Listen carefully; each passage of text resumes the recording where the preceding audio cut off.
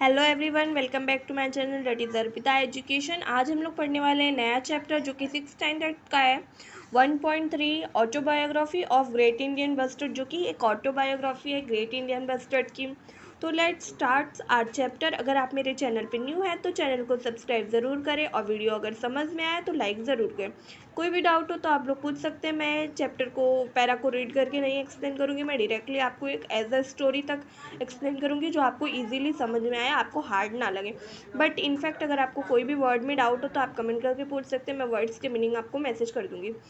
तो first of all कि ये जो ग्रेट इंडियन बस्टर्ड जो है, ये ग्रेट इंडियन बस्टर्ड बहुत ही मतलब हाईएस्ट फ्लाइंग बर्ड है इंडिया का। ये सबसे ज़्यादा ऊंचा उड़ता है। तो जो ये बर्ड है वो अपनी ऑटोबायोग्राफ मतलब वो खुद बोल रहा है कि I feel proud because I was known as a great Indian bustard, बिकॉज मैं सबसे ज़्यादा ऊंचा उड़ता हूँ और मेरे बहुत सारे नाम हैं डिफरेंट डिफरेंट लैंग्वेजेस में, इंग्लिश और इंडियन लैंग्वेजेस में। लाइक मराठी में मेरे को मोलधक और होम कहते हैं।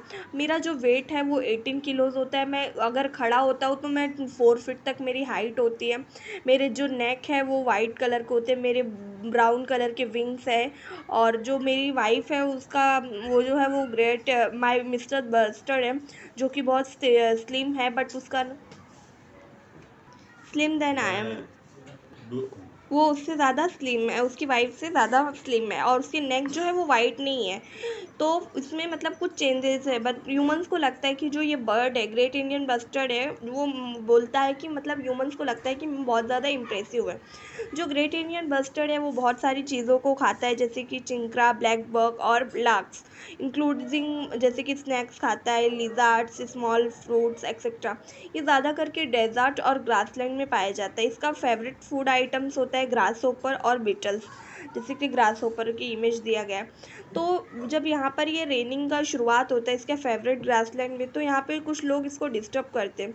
तो ये वंडरफुल डांस भी परफॉर्म करते हैं जिसको ग्लपिंग कहा जाता है एयर में, जो कि बहुत ही अच्छा होता है। तो जब ये फ्लाई करते हैं हाई स्काई में तो ये ऐसी आवाज़ निकालते हैं जैसे काऊ निकालता है हूँ।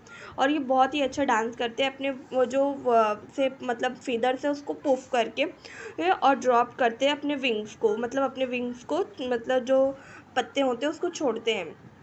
उसके बाद इसमें बताया गया है कि कुछ बर्ड्स जो होते हैं वो ले करते हैं, एक को अंडा को लेग करते हैं, उसके बाद बेबी बॉर्न होता है। बट इसमें ये लोग भी ऐसा ही करते हैं, इसमें भी एग होता है, बट ये लोग क्या बिलीव नहीं करते नेक्स्ट को बनाने में। मतलब इनका कोई घोंसला या इनका कोई स्पेशल ट्रिक नहीं होता है प्रोटेक्ट करने का एग को। बट इनकी जो मीन्स इनका जो एग होता है वो एकदम स्टोन की तरह होता है। जो लिजार्ड्स, फॉक्सेस, डॉग्स, जो भी एनिमल्स होते हैं वो उनको मतलब इसके चिक को प्रोटेक्ट करने में मतलब कुछ मतलब कोई इनको हार्म नहीं कर पाता।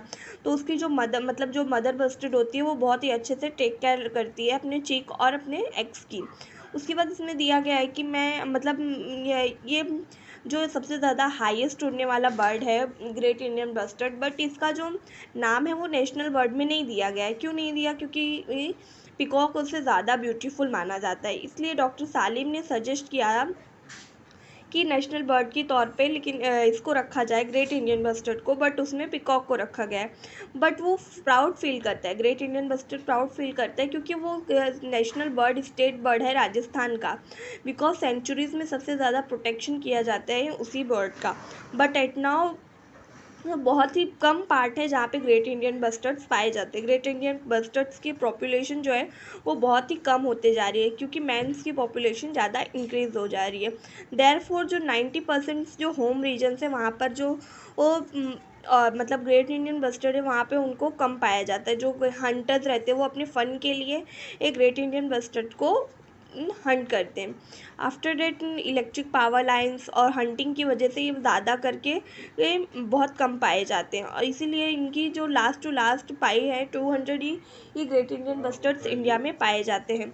इसीलिए we have to need a support to great Indian bustards को बचाने के लिए। मीन्स कि पूरा जो चैप्टर है वो एक ग्रेट इंडियन बस्टर्ड के बारे में कि उसको कैसे सेव करते हैं, उनकी लाइफ लाइन कैसी होती है, उनका स्ट्रक्चर कैसा होता है, उनके अलग अलग नाम क्या होते हैं, वो क्या खाते हैं, इन्हीं सारी चीज़ों के बारे में दिया होगा। आई होप आप लोगों को कुछ समझ में आया हो। अगर नहीं समझ में आया हो, कोई डाउट हो तो पूछ सकते। Thank you.